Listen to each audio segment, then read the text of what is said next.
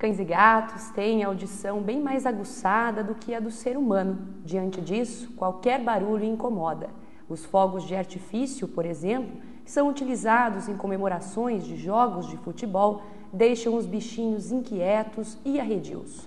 O Opinião Agora, especial Jornal Mundo Animal, está no ar e vai discutir o tema.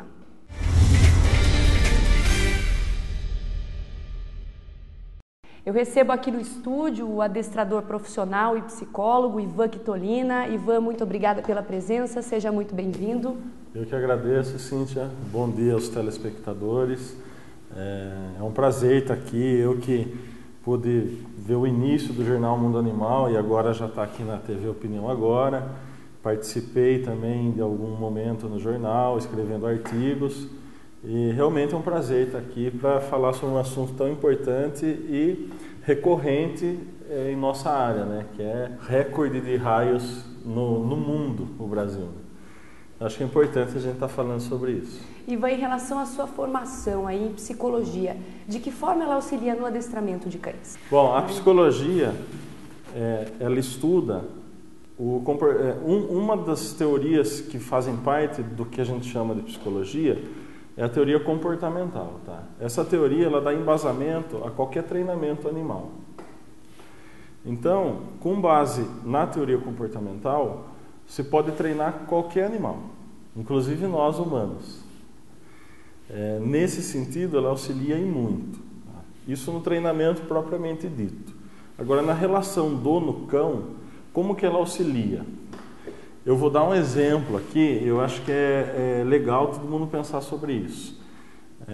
Geralmente, quando o animal está muito obeso, existe uma dificuldade em um adestrador dizer o que fazer, tá?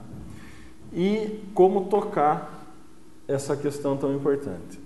Então, geralmente, eu olho e eu me questiono um caso desse. Como psicólogo, eu me dou o direito de questionar.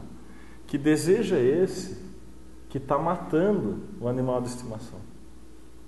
Mas ele ama, ele dá o petisco, ele dá agrado, ele dá muita comida. Mas que desejo é esse? Então, fazer o cliente pensar sobre o dono, pensar sobre esse desejo é extremamente importante. Então, esses insights, eu como psicólogo consigo fazer. Então, dá uma grande diferença. Ivan, em relação ao seu trabalho como adestrador, como que ele funciona? Tá. O meu trabalho como adestrador, ele é desenvolvido tanto na casa do dono do cachorro, como no meu centro de treinamento. Dentro disso, há variações dentro do trabalho a domicílio e no centro de treinamento. No centro de treinamento eu consigo criar algumas situações específicas lá, e a domicílio ele é muito rico porque envolve uma série de informações do ambiente onde o cachorro vive, que como profissional eu vou lá e posso avaliar e fazer as mudanças que precisam ser feitas. Seria basicamente essa definição de como que se dá o trabalho do adestrador. Para o pessoal ter ideia, para o telespectador ter ideia, o trabalho a domicílio ele é similar ao que aparece na televisão, do Dr. Pet, do César Millan, que é bem essa linha. Tá? E o trabalho desenvolvido no centro de treinamento, ele embora foque esses aspectos, dê importância a esses aspectos, ele também consegue focar em outros aspectos. Tá? Porque eu não consigo socializar o cachorro na casa do dono. Eu tenho que tirar ele do ambiente e levar onde tem uma série de cães. E lá no centro de treinamento eu consigo. E por que isso? Primeiro que não é legal fazer a socialização onde é o território do animal, inicialmente. Isso já causa uma série de conflitos. Segundo, que você tendo uma gama de diferentes cães para apresentar no mesmo ambiente e que seja neutro para aquele animal que está sendo socializado, é melhor para o desenvolvimento dele, é melhor para a socialização. Depois, com o tempo, não há problema algum apresentar outros cães no território dele. Não há problema algum. Isso até ajuda, no caso? Ajuda. Em casos que o animal precisa ser socializado, ajuda muito. Então, isso eu consigo fazer no centro de treinamento. Então, o que tem feito muito bem, né? Mesclar as aulas a domicílio com o centro de treinamento. Agora, sobre os fogos de artifício e os trovões, Ivan. Perfeito. Qual a reação mais específica aí que esses animais apresentam quando submetidos a esse tipo de barulho? Tá. As reações são diversas. Tem cães que vão pular do canil, que se mordem, se machucam, perseguem o próprio rabo, entram em pânico, uivam, gritam, né? É um uivado com grunhido, enfim, fica característico o pânico do animal. Muitos deles querem se intocar em algum canto, e o importante, né, é perceber esses sinais e ver se de fato ele está causando algum mal para ele mesmo. O pânico por si só, mesmo que o cachorro não se machuque, já é um causador de estresse muito grande. Então é muito complicada essa questão. O que é importante enfatizar é assim: como que se adquire o medo por fogos e trovões? Como se adquire? Na verdade, a gente não tem uma resposta, mas a gente pode elaborar algumas hipóteses que sejam plausíveis. Uma das hipóteses é: poxa, temos até seres humanos que têm medo de raio e trovão.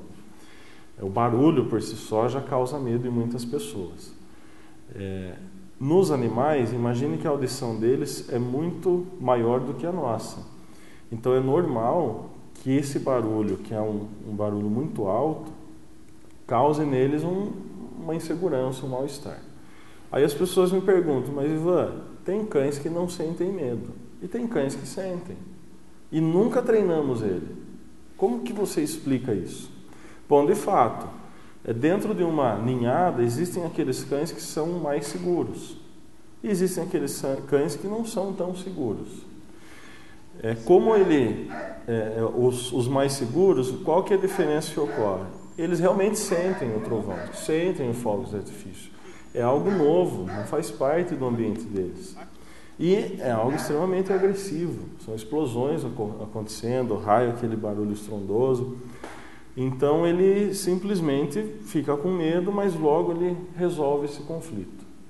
Já o cachorro que tem mais medo, ele fica com medo e a resolução do conflito não vem rapidamente. E pior, se ele está num ambiente com outros cães que também sentem medo, ele passa a imitar aqueles. Então, isso eu estou falando do ambiente onde só tem cães. Agora você imagine um animal que apresenta medo perante essa situação, e aí o dono, na melhor das boas intenções, vai lá e faz um carinho para ele. Então aquilo que se apresentou como um medo inicial, de uma situação nova, que ele nunca passou, ele sente o medo e o dono vai lá e acaricia. Ou vai lá e pega no colo. O que pode acontecer? O que está acontecendo ali é uma coisa básica. Nós humanos, entre nós, quando um bebê sente medo, quando uma criança sente medo, é normal que a gente abrace, a gente afague. E até diga: olha, já vai passar, não é nada. Então isso de fato passa uma segurança para a criança. E com o tempo isso se diminui e a criança passa a ter autonomia para lidar com o conflito. Quando nós fazemos isso nos cães, eles não passam por esse processo, pelo contrário. A gente tem que separar situações, ou seja, tem um estímulo que disparou o medo, que é o trovão ou os fogos de artifício. A resposta foi o medo e a consequência dessa resposta foi o reforço positivo dado pelo dono através do carinho, afago e atenção. Aí as pessoas falam assim: e aí, mas o que eu devo fazer? Já que isso daí piora, o que eu devo fazer? Na verdade, nós devemos apresentar esses estímulos aos cães desde cedo, tá? Em ambientes controlados, pode ser um quarto da casa onde ele se sinta mais seguro, com o som sendo apresentado gradativamente. Como que vocês vão adquirir esse som? No Google e nos sites de busca de sons, de música, tudo. Eu fiz essa busca, né? Vocês vão achar lá fogos de artifício e trovão. Uma série de sons relacionados a isso. Puxem, coloquem no computador, anexem no som de vocês, enfim. E desde filhote, quando o animal chegar em casa, você coloca num volume baixo. A ideia não é fazer com que ele sinta medo, é com que ele vá se ambientando, se habituando com aquele som. Emparelhado a isso, Cíntia, o importante é você emparelhar com situações agradáveis. Então adianta só colocar o som e não fazer mais nada. Joga a bolinha para ele, tá? Treina ele alguma coisa agradável está acontecendo dentro de um volume que ele possa suportar. Com o tempo você vai aumentando esse volume, né? Que é por conta desse reforço positivo que você mesmo disse, né, Ivan? Exatamente, é um emparelhamento. Eu estou empareando uma situação que eu sei que vai acontecer mais cedo ou mais tarde, mas empareando com uma situação positiva. Nós vamos para um rápido intervalo e já voltamos.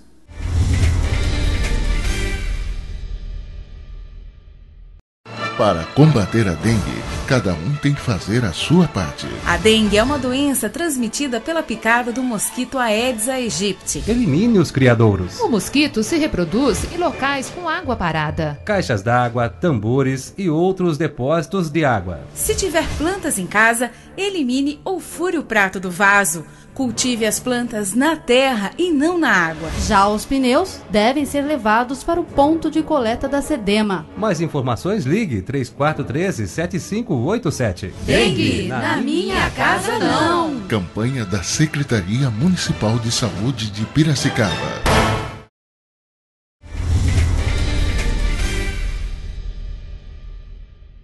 E voltamos com Opinião Agora, especial Jornal Mundo Animal. Hoje nós recebemos aqui o adestrador profissional de cães e psicólogo Ivan Quitolina. Ivan, voltando a essa questão dos estímulos desde criança. Caso o filhote não seja submetido a esse tipo de estímulo para se acostumar com o barulho, como deve proceder? Tá, eu acho que a sua pergunta faz referência aos cães que já têm medo de fogos de artifício, né? Já desenvolveram isso e já entram em pânico. Então, é muito importante essa pergunta. Na verdade, nós não vamos diferenciar muito do que a gente faria quando filhote. A diferença é que, quando filhote, envolve um processo que se chama modelar o comportamento. Tá? É como se o animal tivesse uma tábula rasa e nós estamos modelando aquilo na mente dele. Nós estamos condicionando que aquele som é legal. Que quando ele aparece eu vou brincar de bolinha com o cachorro, eu vou fazer algo que ele gosta. Agora, quando o animal já vem de um histórico onde isso não ocorreu e ele realmente apresenta pânico, é um outro processo, tá? Que é modificação de comportamento, é diferente da modelagem. E aí existe, dentro dessa modificação, eu usaria a técnica de contracondicionamento. Então, estou usando termos técnicos aqui, para o pessoal entender que o trabalho do adestrador não é só pôr uma guia, um enforcador e sair puxando o pescoço de cachorro. Está longe disso.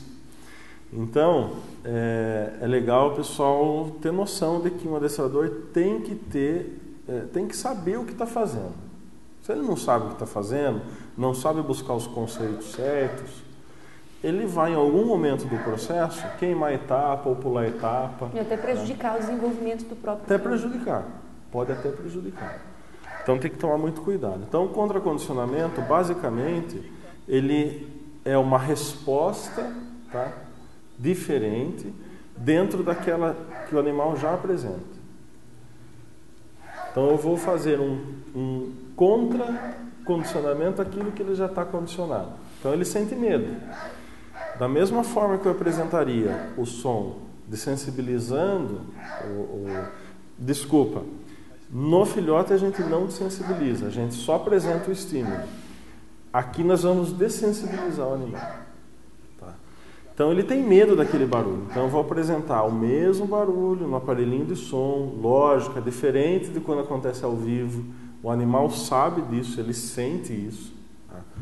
Mas são estímulos que são parecidos e com o tempo ele tende a generalizar. Então eu vou apresentar esse estímulo de forma gradativa, com muito mais cuidado do que com o filhote, tá? E vou também emparelhar com situações agradáveis.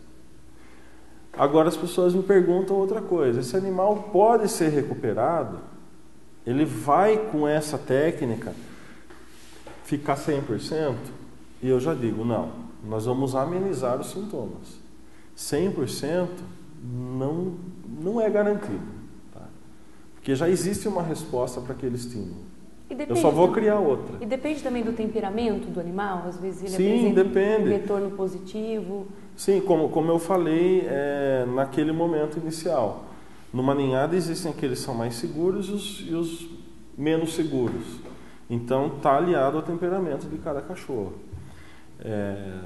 Isso daí, o temperamento pode ser de certa forma moldado também até um certo ponto. Mas sempre vai ter um momento onde que ele vai, uma intensidade maior, vai sentir um pouco mais de medo do que aquele que é um pouco mais seguro. Tá? Mas voltando à questão, a gente ameniza. O que é importante também mostrar para os animais, para os cães, né, alguns caminhos.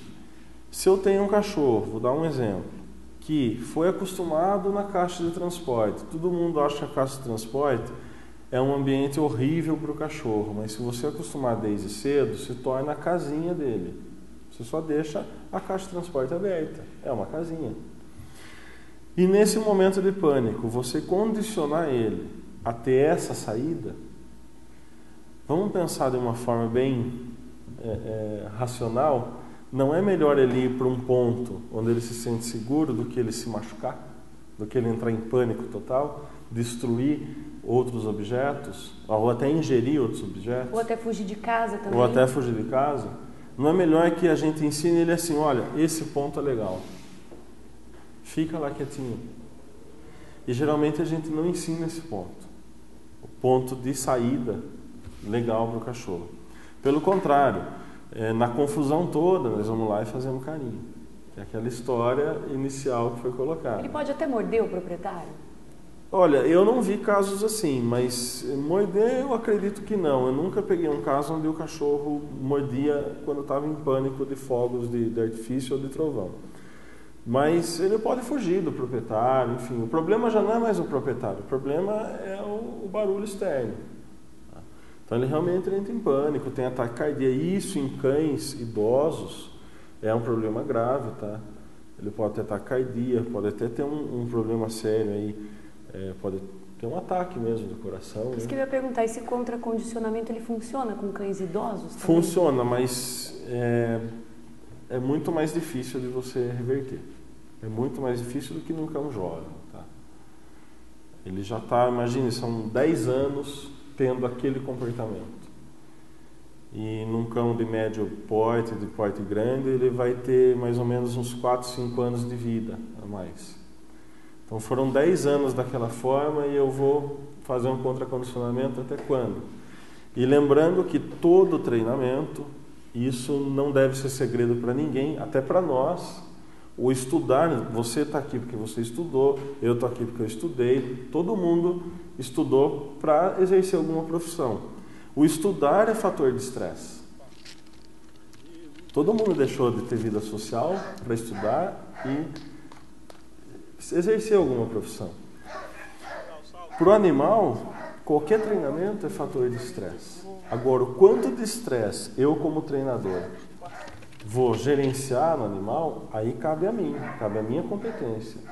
Então, às vezes, no animal mais velho, eu devo fazer essa relação custo-benefício. Vale a pena elevar o estresse dele a esse ponto, nessa altura do campeonato? Ou vale mais a pena tentar condicionar uma saída, uma caixa de transporte, onde ele se sinta mais seguro enquanto está acontecendo a situação? Então, a sua recomendação é deixar ele em um local seguro, no caso dos cães de dor. Sim. Na verdade, tudo engloba numa coisa só, Cíntia. Engloba em você fazer, você pode, não impede de você fazer de sensibilização num cão mais velho. Não estou dizendo não faça. Estou dizendo faça, mas tenha muito cuidado. Precisa de um profissional qualificado para poder te orientar. Você trabalha com cães idosos também, Ivan? Trabalho com cães idosos também. Tá? E, inclusive, já teve um caso com cães idosos que tivessem medo de rojões ou de fogos de artifício? Não, ainda não. Ainda não tive nenhum caso de um cão idoso que apresentava esse medo. Na verdade, o que ocorre, e essa pergunta é importante, porque o cão, quando está mais velho, pensa, a pessoa não procurou ajuda durante 8, 10 anos. Dificilmente ela vai olhar agora e falar, eu vou procurar ajuda. Esse cachorro sofreu durante 8, 10 anos. E a pessoa não procurou ajuda. Por bem ou por mal, não sei. Então, dificilmente ela vai me procurar agora. Agora, qual a recomendação geral aí para os proprietários de cães? Agora com a Copa do Mundo de 2014, Sim, vão receber amigos em casa, o animal de estimação ali no meio. Você prende o animal, você deixa ele socializando com a família. Qual a recomendação? Bom, primeiro assim, vamos ter bom senso que quem tem animal de estimação, seja gato ou cachorro ou outros, não soltar rojão na própria casa. Eu acho que esse bom senso deve fazer parte de quem tem animal de estimação. Inclusive teve um país, que eu não me lembro qual, que proibiu fogos de artifício em determinadas épocas para que não ocorresse isso nos animais, visando o bem-estar deles mesmo. Então vamos combinar que uma pessoa que tem um animal de estimação, que apresenta o medo, o Brasil fez gol, vai lá e solta rojão, ela não está tendo o mínimo de bom senso. Então começa por aí. Segundo, você pode não soltar, mas o vizinho solta. E aí fala, poxa, e aí? Antes nós temos até a Copa do Mundo 1 ano. Então já comece a trabalhar nesse sentido. Apresentar esses estímulos. Se você tem um quintal lá, coloca uma caixinha de som lá, coloca o som rolando, sem o brincar inicialmente. Depois você coloca o som rolando, que ele já está habituado, e começa a brincar com bolinha, começa a brincar de cabo de guerra, algo que seu animal goste. Se é cabo de guerra, brinca de cabo de guerra. Se é bolinha, brinca de bolinha. Se vai lá e dá petisco, brinca de dar o petisco e dele obedecer algumas coisas. Agora, esse brincar é quando o animal apresenta medo. Você colocou o som, ele ficou, ele sentiu. Você vai lá e dá atenção? Não. Esse sentir é normal. Ele sente um pouquinho, ele associa o som ao medo que ele sente. Daqui a pouco ele relaxa, estabiliza, aí sim você entra e agrada ele. Aí sim você entra e olha, está aqui sua bolinha. Você recompensa o quê? O comportamento mais calmo. Não adianta colocar o som, o animal está arredio, tônus muscular tenso e eu vou lá jogar bolinha. Ele nem vai ligar para a bolinha. Então, recomendável quando ele estiver calmo. Está calmo, estabilizou, tônus muscular está mais relaxado, a respiração relaxou.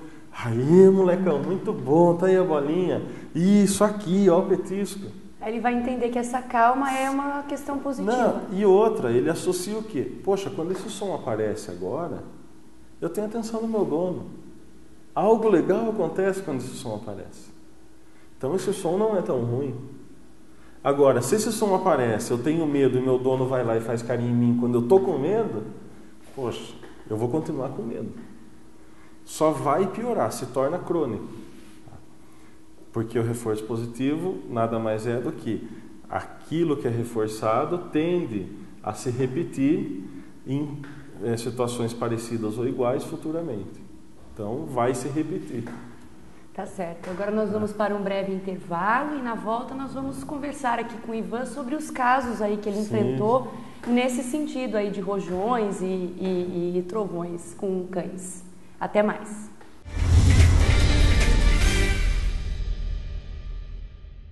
A estiagem vai começar, todos juntos para a água não faltar. Dicas básicas. Verifique o consumo mensal em metros cúbicos marcados em sua última conta de água. Divida esse número pela quantidade de pessoas que moram na casa e as crianças também. Se o resultado for maior que 6, pode indicar existência de vazamento ou desperdício. A qualquer irregularidade, comunique ao Serviço Municipal de Água e Esgoto, o SEMAI, pelo telefone 115 ou 0800 772 9611. A estiagem vai começar, todos juntos para a água não faltar.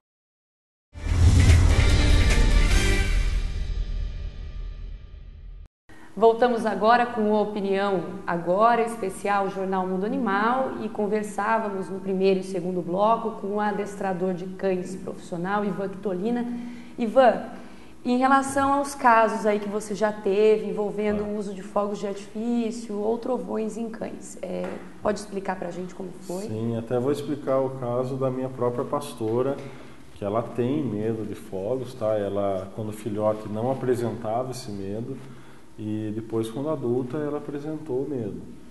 Então, o que eu fiz com ela? Fiz o trabalho de dessensibilizá-la, a fim de amenizar o medo, e dei uma saída para ela, que era a caixa de transporte que ela estava acostumada.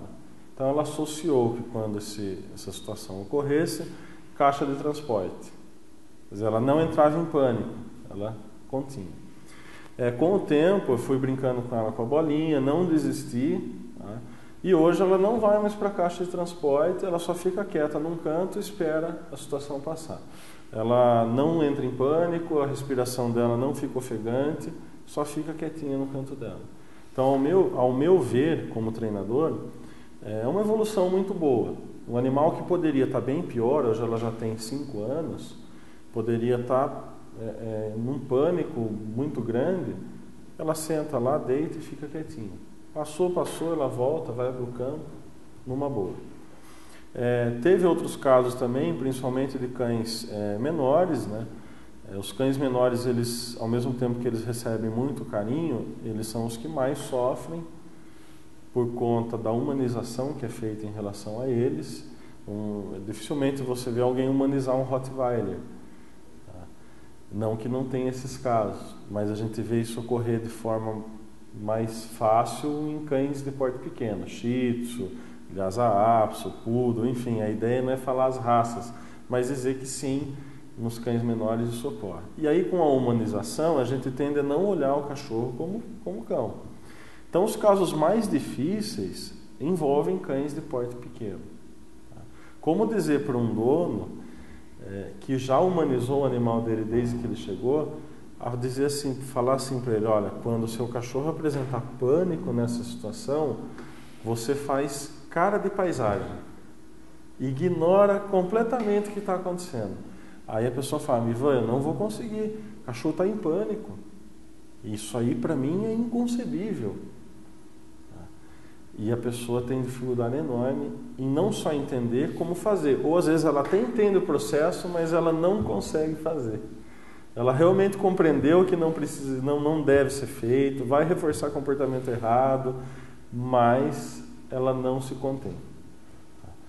Então a dificuldade maior está aí. Tem vários casos de cães pequenos, de porte pequeno, que houve essa dificuldade. E aí, realmente, o trabalho ele fica, vamos dizer, pela metade. Tá? Não tem o efeito desejado. E eu digo isso de peito aberto. Tá? O adestrador ele não faz milagre. Ele orienta e mostra caminhos, e treina sim. Mas depende muito do empenho de cada dono. Quanto tempo demora um tratamento desse, Ivan? Varia, isso varia muito. Varia do nível de pânico que o animal está, da idade dele, tá? Varia de como o dono vai se habituar a esses novos conceitos, esses novos treinos que são colocados. Porque assim, para o cachorro relativamente é rápido ele entender que quando ele está em pânico, ninguém dá atenção mais para ele. Mas até o dono assimilar que ele não deve dar atenção, às vezes é um tempo maior do que o do cachorro. O dono leva 1 mês, o cachorro levou 3 situações. Ele já entendeu que, poxa, não tenho mais atenção desejada nessa situação. E não que ele faça pela atenção, é que se emparelhou as situações. Tá? Se juntar nas situações. Trovão, carinho, trovão, carinho. Logo, quando tem trovão, cadê o carinho? Não tem mais. Ele olha para o dono está lá assistindo televisão, nem aí para ele. Tá? Então ele entende rapidamente. E aí ele procura um canto dele, ele vai procurar se acalmar. Se acalmou, não estou dizendo não faça carinho. Se acalmou no meio da tempestade. Nossa, olha, ele se acalmou, faz 5 minutos que está quietinho lá. Poxa, aí sim, aí meninão, vem aqui, faz um carinho, não pega no colo, faz um aí, tá bonito, dá um petisco. O que você recompensou? Comportamento calmo, não o pânico. No caso desses animais aí que estão humanizados, você acredita que os proprietários também merecem um certo tipo de adestramento, Ivan? Merecem, é o que eu mais faço. Se você me perguntar qual é a maior dificuldade, o maior desafio, na verdade o maior prazer, não é prazer sádico, tá? O maior prazer meu é a orientação com os donos. Porque de fato, você pegar um animal jovem para treinar, só o treinador e o animal, se o treinador souber o que está fazendo, é rápido o processo. Mas não tem como eu isolar isso. O cachorro passou por um processo de domesticação que está entrelaçado com o ser humano. Então, como que eu vou desvencilhar isso daí? Como que eu vou falar assim para o dono? Você está fora e eu vou aqui pegar o seu animal e vou fazer o treino. E aí você pode me perguntar, mas no seu centro de treinamento você não faz um treinamento que chama sistema de internato? Eu falo, faço, tá? Em casos extremos, em casos que se não retirar o animal daquele ambiente e daqueles estímulos, eu não vou recuperar o animal. Então são exceções, não é regra. Mas tirando isso, como fazer isso vai depender de cada profissional. De como cada profissional domina os determinados conceitos e de como cada profissional vai passar para o dono. Olha, faça isso, não faça aquilo, de acordo com determinadas regras que vai facilitar. Então uma coisa é falar assim, Cíntia, não faça carinho no seu cachorro nessa situação. E você me perguntar, mas por quê? Por que não? Por que não pode? Aí você vai falar assim, esse cara está doido. Como não pode? O cachorro é meu. E outra coisa, você fala, olha, Cíntia, não faça carinho nele, porque isso vai estar reforçando uma situação que foi emparelhada, não vai ser legal. Eu falo, bom, tem sentido. Na humanização é a mesma coisa. Não humanize, porque nós vamos estar misturando os mundos, é uma espécie diferente, tá? Tem necessidades diferentes. Então, não vamos misturar os mundos. Não quer dizer que não possa subir no sofá sob permissão, sob regra, não quer dizer que não possa ter carinho e afeto, mas não ser só um objeto do meu desejo. Entender, separar os mundos. Quando eu falo objeto do meu desejo, porque tem cães que estão lá no seio familiar só para satisfazer os desejos do dono. Mas e os desejos do cachorro? Quem satisfaz? Tem cachorro que não sabe nem o que é andar, vive no colo. Quando pula da cama, quebra a pata. Não tem força muscular. Então, que tipo de relação é essa? Chega a ser doentio, né, Ivo? Chega a ser doentio. E isso está englobado com todo o mercado pet, não é só o dono. Tá? Os produtos pet são para humanizar, não estou dizendo todos, tá? Existe uma gama de produtos que humanizam os animais. Então, ficar atento relacionado a isso, porque vamos dizer que 50% dos problemas estão relacionados a falta de atividade física, falta de regras, falta de limites. Outros 50% estão relacionados à humanização. E dentro desse relacionado à humanização, uma coisa que o pessoal me pergunta frequentemente, Ivan, que raça é melhor para isso, para aquilo, E eu respondo de que forma? Não é você que tem que escolher a raça ou a raça que tem que determinar o que ela vai fazer por você. É você que tem que olhar e falar assim, independente do cão que eu escolher, que condição eu vou dar para esse cachorro? E não o contrário, a gente faz o contrário. A gente quer que o cachorro ou a raça nos dê condição. Nós que somos obrigados a dar condições a eles, não importa a raça. Tá certo, Ivan, eu vou ter que finalizar o programa. Se alguém quiser entrar em contato com você para saber mais informações sobre o tema, sobre outro tema, sim. Qual o telefone para contato, o site? Isso, o site é www.cãodomato.com.br. O telefone é 3382-9096 e o celular é 8146-7402. O centro de treinamento tem agility, tem hospedagem de cães, enfim, tem uma série de coisas lá legais e fica aberto aí para quem quiser visitar. Tá certo, agradeço mais uma vez a sua presença, Ivan. E nós ficamos por aqui com o Opinião Agora especial Jornal Mundo Animal. Tenham um ótimo fim de semana e acompanhe na próxima segunda-feira o Opinião Agora. A gente se vê na próxima sexta. Até mais!